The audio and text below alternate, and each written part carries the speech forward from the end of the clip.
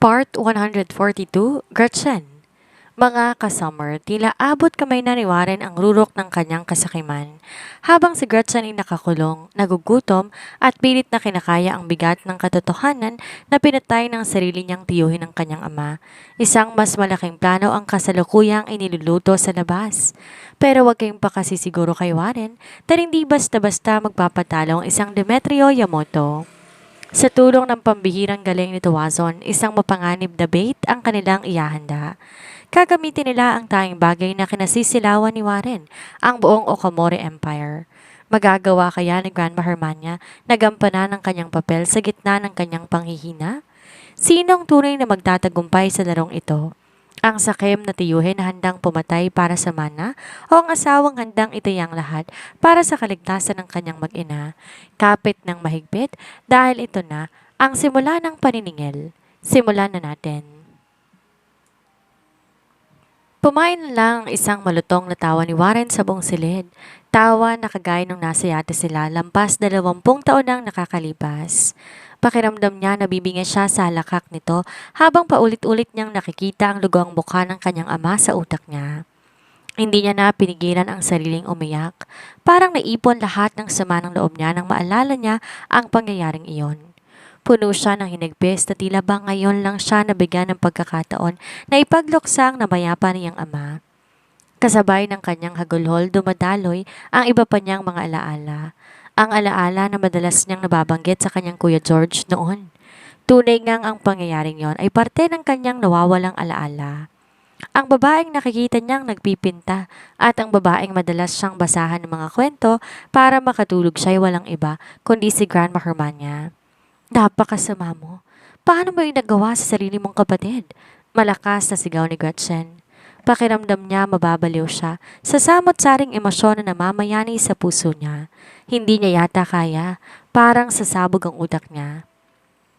Ilang taon ang nasayang at hindi niya nakapiling ang totoo niyang pamilya. Nagtiis siya at namamalimos ng pagmamahal para kay Gary at Teresa, gayong may pamilya pala siyang labis na nangungunila sa kanya. Natigil sa pagtawa si Warren at marahas na hinawakan ang kanyang baba. You're asking me that stupid question. Kasalanan ng daddy ko kung bakit siya nawala. Kung di lang sana siya bida-bida. Kung di niya lang sana inangkin lahat. Kung di sana siyang nagpatakbo ng Okamore Empire, baka buhay pa siya ngayon. But he didn't. Alam niya kung gaano ko kagustong pamunuan ang pamilya namin, but he is selfish. Napakadamot niya. Pero kahit wala na siya, siya pa rin ang hinahanap ng mommy. Alam mo ba kung gaano kasakit sa akin yon? Pinatay ko ang sarili kong kapatid, tapos siya pa rin ang bida. At ako, ano ako, tagahanap mo? Mula sa pandilisik ng mga mata ng lalaki, mulitong natawa. Pero ayos lang. Kahit papano naramdaman kong may pakialam sa akin si mommy. Nais niyang maging malakas ako para mahanap kita agad, kahit sang sulok ng mundo ka man magpunta. And that's what I did. I traveled a lot pero hindi para hanapin ka, kundi para mag-relax. Ayos na sanang lahat pero dumating ka na lang bigla. Kung kailan malapit ko nang makuha ang buong kontrol ng empire, babalik ka na lang bigla at ano? Gaya ng daddy mo, aagawin mo na naman ang sakin. Hindi ako makakapayag, Gretchen. Hanggat humihinga ko, akin ang lahat. Hindi ako makakapayag. Akin ang Okamore Empire? Unti-unti nanigas ang ekspresyon niya. Dahan-dahan naman siyang binitiwan ni Warren habang matama na nakatitig sa kanya. Hindi na ako magtataka kung bakit hindi ka hinayaan ni Grandma Hermania na siyang humawak ng buong empire. Hindi ang daddy kong gahaman, ikaw. At hindi na rin ako magtataka kung bakit tinago ni Demetrio mula sa lahat ang tunay kong katauhan. Dahil matalinong taong asawa ko at alam niya ang likaw ng bituka mo. Mamatay mo man ako ngayon, hindi ka magtatagumpay sa nais mo. May diin niyang bigkas.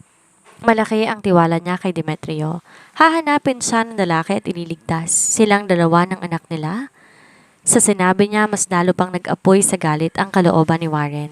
Umangat ang kanyang kamay. Malakas na sinampal si Gretchen. Sa lakas ng impact, bumagsak siya sa higaan at nakaramdam pa siya ng hilo. Nakaligtas ka man noon, pero hindi na ngayon. Sisiguraduhin kong tuluyan ka ng malalagutan ng hininga. Gretchen, at hindi na masisilayan niyang anak mo ang bukas dahil magsasama kayong dalawa sa hukay. Nanatili namang tahimik si Gretchen. Ngayon, klaro na sa kanyang lahat. Tauhan itong nakakuha sa kanya nung nakidnap siya ng kinikilala niyang ama at ito rin ang may pakana na patayin siya. Kaya lang hindi ito nagtagumpay dahil dumating si Demetrio sa tamang oras. Mariin siyang napapikit. Sana sa mga oras na yon, ganun din ang mangyayari. Hindi pa siya pwedeng mamatay. Hindi pa hanggat hindi niya nakakapiling ang kanyang pamilya. Pero bago ko gawin ang bagay na yon, hahayaan kitang mamatay sa gutom dito sa silid na to, Gretchen. Paparusahan kita sa pagbabalik mo sa buhay namin at kapag nawalan ka na ng hininga, yung ulo mo ang siyang ireregala ko sa magaling at mayabang mong asawa. Kasalukuyang nasa opisina ni Tuazon sa Demetrio at nag-aabang ng update tungkol kay Gretchen. Halos mag-uumaga na pero di pa rin nila nahahanap ang kanyang mag-ina. Di niya tuloy maiwasang isipin kung ano na ang kalagayan ng mga ito. Sana'y huwag matulad sa dati dahil baka hindi na kayanin ang utak niya at mapatay niya kung sino mang nagpadukot sa kanyang asawa. Ilang sandali pa nilapag ni Tuazon ang kanyang harapan ang isang larawan. This is Warren Okomori's right hand, right? Napatango siya. Madalas niyang nakikita ang lalaki na kasakasama ni Warren saan man to magpunta. What about him? I was tracing his whereabouts since there is no suspicious activities under Warren Okomori, but guess what? I found out this man had gone into a big hospital in the south and returned after a week. Napatingin siya sa ospital na sinasabi nito. Then magpunta tayo sa lugar na yan para mag-imbestiga. What are we still doing here? Naiinip na niyang wika. Agad namang umiling ang lalaking kausap niya. No need. I already got the information that I wanted. Ayon sa informant ko, nagpunta si Omar sa ospital para sa isang confidential DNA testing. We already acquired the documents and brought it to you. Anito at nilapag ang isang brown envelope. Sumalyap siya sa lalaki bago sa folder na nasa kanyang harapan. As expected, this man works faster and flawlessly. Hindi siya nagsisisi na ito ang kinuha niya. Bukod sa koneksyong meron ng lalaki, may pambihirang galing din to sa hacking. Agad niyang dinampot ang folder at binuksan yon. Ganoon na lamang ang paglakas ng kabog ng kanyang dibdib na makitang isang DNA test result ang laman ng folder at hindi lang basta result. It was Gretchen's DNA between her grandmother, Hermania, and Warren himself. Damn it! Bakit hindi niya namalayan na ginagawa pa palang kababalaghan si Warren sa likuran niya? He was so stupid. Now that I got those papers, I'm gonna crash you out to your uncle and cousin on the list and focus on Warren Okomori since he was the one who has a bigger motive here. Pero wag kang mag-alala, may mga tauhan pa rin akong nakasubaybay sa kilos ng mag-ama just in case they will do something. Dagdag pa ni Tuazon. Then what's your plan about this? Untag na sa lalaki. Base sa nalaman ko, hindi nagpupunta sa ibang lugar si Warren. He went into your house, then back to his own house. Maging ang mga tauhan niya nasa mansyon lang sila, steady. No other activities outside, which means one thing. What is it? Your wife is inside your vicinity. Diretsahan itong wika. What am I going to do to help? Tanong niya. Kahit panais niyang iligtas si Gretchen, hindi siya pwedeng magpadalos-dalos sa kilos niya. Naisahan siya ni Warren, which means he also cunning. One mistake coming from him could end his wife and their child's life. Di man siya sanay na may nagsasabi sa kanya kung ano ang gagawin niya, pero sa ngayon handa siyang makinig. I am acquiring the blueprint of the house. I will also be needing some of your men to do the job. Warren's men were armed. Mukhang pinagandaan niya talaga ang bagay na ito. This might also cost the lives of my people and yours, so we have to be careful. Don't let anyone know about our plan, Mr. Yamoto. Ayoko ng dagdag na trabaho na gugulo sa plano ko. No problem, Mr. Tuazon. Aniya tiniyaan ng lalaki sa trabaho nito. With just a snap of a finger, agad nitong nakuha ang blueprint ng bahay ni Warren. Inialatag yon ng lalaki kasama ng mga tauhan nito na siyang nangunguna sa pagliligtas sa asawa niya. The mansion is big. They also have a tight security. Hindi tayo basta-basta makakapenetrate ng walang pain or else they will be alarmed at pwedeng mapahamak ang mag-ina mo pagtatapat nito. What do you mean? Kunot noon niyang tanong. We need someone so they will let their guards down, and since his motives were all about the empire and the whole control of all the assets the Okomori has, so we need to set a trap. Anito bago na palingon sa isang partikular na larawan. Kahit wala pa tong sinasabi, mukhang alam na niya kung anong ibig sabihin ng lalaki. I understand. Agaran niyang sagot. In order to save Gretchen, they need to convince the old woman to transfer all her shares towards Warren in order for him to lower his grounds. And upon doing it, they will strike to seize his wife and defeat the enemy that is hiding for so long now. Habang nasa manson sa Hermania, bigla na lang tumugtog ang cellphone na binigay ni Colin sa kanya sa unang beses. Ginagamit lang niya yon ang cellphone sa tuwing makikinig siya ng broadcast ni Gretchen. Pero ngayong wala nang bagong upload ang babae at madalas na natong nakikita, hindi niya na masyadong ginagalaw ang cellphone nito. Dinampot niya ang cellphone at tiningnan kung sino ang nag-text. Nang makita niyang si Colin yon, agad niyang tinawagan ang lalaki. Kamusta na ang paghahanap mo kay Gretchen? May lead na ba? Puno ng pag-aalala niyang tanong. Malapit ng magmadaling araw, ngayon ito ng hindi kilalang mga lalaki. Wala pa rin po hanggang ngayon, Grandma, malungkot nitong turan. Agad na tumulo ang masaganang luha mula sa mga mata ng ginang.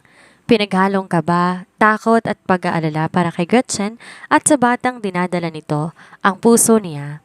Narinig naman ni Warren ang mahinang hikbi ng kanyang ina, dahilan para mapangiti siya. Who knows, magiging maluba pa ang kalagayan ng ginang kapag hindi nito natagpuan kaagad si Gretchen.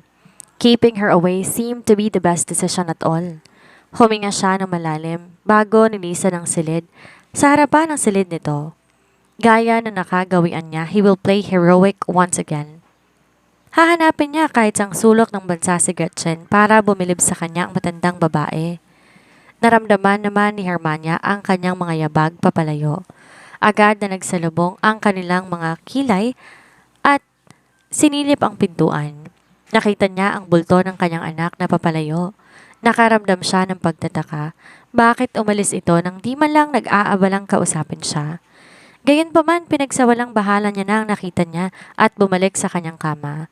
Ayon pa kay Colin, may importante itong sasabihin sa kanya sa pamamagitan ng isang mensahe na siya lang ang bukod tanging po pwedeng makarinig, kaya mataman siyang naghintay at sinigurado na nakasarang lahat ng pintuan. Ilang sandali pa, muling nag-vibrate ang kanyang cellphone hawak.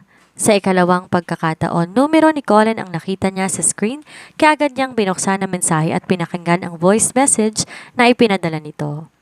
Ilang sandali pa, halos mabitawan niya na ang hawak niyang cellphone dahil sa mga revelasyon na naririnig niya. Hindi niya alam kung ilang minuto siyang nanatiling blanco habang pinoproseso ang lahat. Maya-maya pa, napahawak siya sa kanyang dibdib na naninikip. Sakto naman may pumasok na kasambahay at agad humingi ng tulong para dalhin siya sa ospital. Mabilis na nakarating kay Warren ang balita tungkol sa kanyang ina. Gaya ng isang buting anak, agad siyang nagtungo sa ospital para kamustahin ang kanyang ina. Pagdating niya doon, naabutan niyang naroon na si Colin. Mukhang sa kabila ng paghahanap nito kay Gretchen, may oras pa ito para dalawin ang kanyang ina at naunahan pa talaga siya. How is my mother doing? Agad niyang tanong. Humugot ng hangin si Colin bago nagsalita. She's now stable, pero hindi pa rin nasisiguro ng mga doktor na nasa ligtas na siyang kalagayan. She was experiencing severe stress and anxiety kaya't hinimatay siya at nahirapang huminga, paliwanag ni Colin. Tumango siya at tinapik ang balikat nito. Thank you for being here, sa kabila ng problemang kinakaharap mo. Grandma Hermania is also important to me. Ngayong nandito ka na, I will take my leave. Kailangan ko pang hanapin ang asawa ko? Seryoso nitong sagot. Tumango siya. Nang talikuran siya ng lalaki, umangat ang sulok ng kanyang labi. Good luck on looking for your wife, as if you will find her. Bulong niya bago pumasok sa loob ng silid kung saan naroroon ang kanyang ina. Mom, mahina niyang sambit at masuyong hinawakan ang kamay nito. Ano bang nangyari? Kakaalis ko lang ng manson at maayos pa siya kanina. Bakit bigla na lang nagkaganito? Halos maiyak na asik ni Warren sa kasambahay na naroroon. Nagatid po ako ng gamot niya kanina na makita ko siyang nahihirapang huminga kaya tumawag agad kami ng ambulansya para madala po siya sa ospital. Nakayoko nitong paliwanag. Hindi niya na pinansin ang kasambahay at ibinaling ang buong atensyon sa kanyang ina. Hindi siya umalis doon hanggang sa nagising ito nang makita siya ng ginang napangiti ito. Anak, tila nahihirapan itong sambit. Mabilis naman siyang umiling. Don't talk too much, Mom. Magpahinga ka na muna. Mabuti na lang at hindi to nagmatigas. Inasikaso niya ang kanyang ina hanggang sa makapagpahinga na to ng maayos.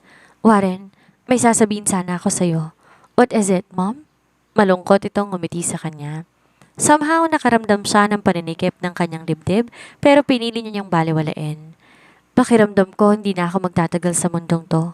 Nanlaki ang kanyang mga mata sa kanyang narinig. Huwag mong sabihin yan, Mommy. Hahanapin pa natin si Helena. Si Gretchen. Subalit na paiyak na ito at muling umiling. I can feel it. My time is almost running out soon. Mahina nitong bigkas. Wala naman siyang nagawa kundi ang umiyak. Humigpit ang pagkakahawak nito sa kanyang kamay nang mulitong magsalita. That is why I realize I need to transfer all the remaining assets on her name nang sa ganon wala ka nang poproblemahin pa kapag nawala na ako. Lumakas ang tibok ng puso ni Warren sa sinabi ng kanyang ina. Sobrang tagal niya nang nais marinig mismo ng sarili niyang tenga ang mga katagang binitawan nito. And finally, the moment is here. Hindi niya na kailangan pang maghintay ng matagal. Mukhang malakas talaga ang koneksyon ni Gretchen sa matandang babae at agad tong nanghina nang di na nila mahagilap pa si Gretchen. Speaking of Gretchen, oras na mapa sa kamay niya na lahat ng kayamanan, tatapusin niya na ang babae. Isa sa pumipigil sa kanya na kitilin na nantuluyan ang buhay nito ay sa kaisipang maaari niya pa itong magamit sa hinaharap. Pero mukhang hindi niya na kailangan pang gawin ang bagay na yon. Gayon pa man mariin siyang umiling. Ano ka ba naman, Mommy? Muntik ka na nga mapahamak, yan pang iniisip mo. Hindi ko kailangan ang kayamanan, Mom. Ang bukod tayong nais ko lang humaba pang buhay mo at magkasama pa tayo ng matagal. Hahanapin pa natin si Helena, remember? Sinadya niya talagang banggitin ang pangalan ng anak ni William para mas lalo tong malungkot. Wala na nga si Helena. Wala pa si Gretchen na tinuturing nitong apo. Subalit umiling din ang kanyang ina. I cannot wait any longer. Kapag nawala ako, mapupunta sa charity ang kalahati ng Okamori Empire at hindi mo na yon mababawi pa. Kaya kailangan kong makausap ang lawyer ko, Warren. Kailangan nating magmadali. Halos nahihirapan tong huminga habang nagsasalita. Naikuyom niya ang kanyang kamao. Hindi pwedeng charity lang makikinabang sa ari-arian na para kay William. Dapat sa kanya yon mapupunta. Hindi niya dinungisan ang kanyang kamay para lang sa wala. Kung ganon, tatawagan ko siya agad. Mommy, pero mangako kayo sa akin na hindi niyo pa rin ako iiwan? Hindi ko kaya, Mom? Hinaplos nito ang kanyang pisngi. Nakaramdam siya ng paninikip ng kanyang dibdib. Kailan nga ba siya huling nahawakan ng ganto ng kanyang ina? Hindi niya na maalala pa. Masyado tong nalunod sa pagluluksa sa pagkawala ni William at sa pangungulila kay Helena na tila nakalimutan na nito na naroon pa siya. Mariin siyang napapikit, hinawakan ng mainit nitong kamay. Sa pagkakataong yon, tunay na luha na ang namalisbes sa kanyang mga mata at di napawang pagkukunwari lang. Mahal na mahal kita, anak, pabulong nitong sabi. Mas lalo lang na nadagdagan ang lungkot na nararamdaman niya. Hearing those words made him realize that he's really losing his mother. He won. He won everything in an expense of his family. Pero hindi siya nagsisisi dahil yun naman talaga ang gusto niya noon pa. It is just sad to think that he needs to lose his mother before he gives up her share. Tumayo siya mula sa kinaupuan. Agad tinawagan ng abogado ng kanyang ina para baguhin ang testamento nito. Pinaganda na rin niya ng papers for transfer ang abogado para tuloy-tuloy na ang transaction nila. Di naman siya nabigo at agad na kumilos ang abogado. Napalingon siya sa kanyang ina na ngayon ay muling pumikit para magpahinga. Sandali siyang lumabas sa kanyang silid at tinawag si Omar. Ano pong ipapagawa niyo sa akin, Master Warren? Send a nurse at the medical facility where Aurora is at ipagbigay alam sa kanya ang muling pagkawala ni Helena nang sa ganon mas lalo siyang mabaliw at di na makaahon pa sa depression niya. In that way, masisiguro ko na wala na akong magiging kaagaw pa sa Okamori Empire. Agad namang tumango si Omar.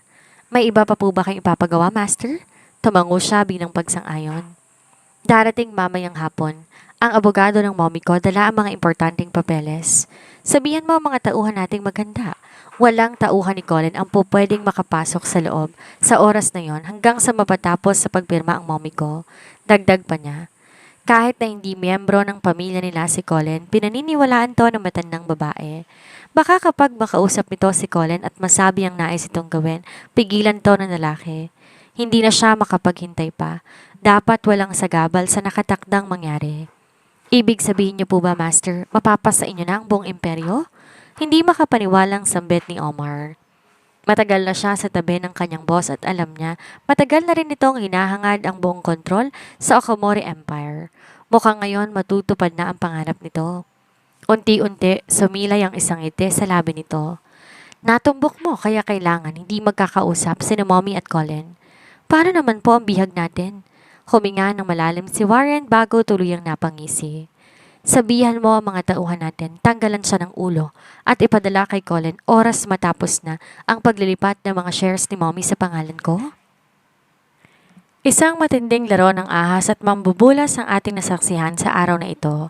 Akala ni Warren siya na ang hari dahil sa wakas narinig niya na ang mga katagang matagal niya nang ipinagkait sa kanyang sarili. Ang pagkilala at pagmamahal ng kanyang ina. Pero sa nakakapanghilakbot isipin na handa niyang tanggapin ang yaman kapalit ng dugo ni Gretchen.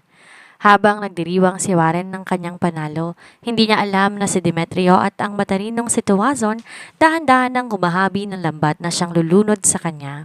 Ngunit ang tanong, aabot ba ang tulong bago maisakatuparan ang madugong utos na pugutan si Gretchen?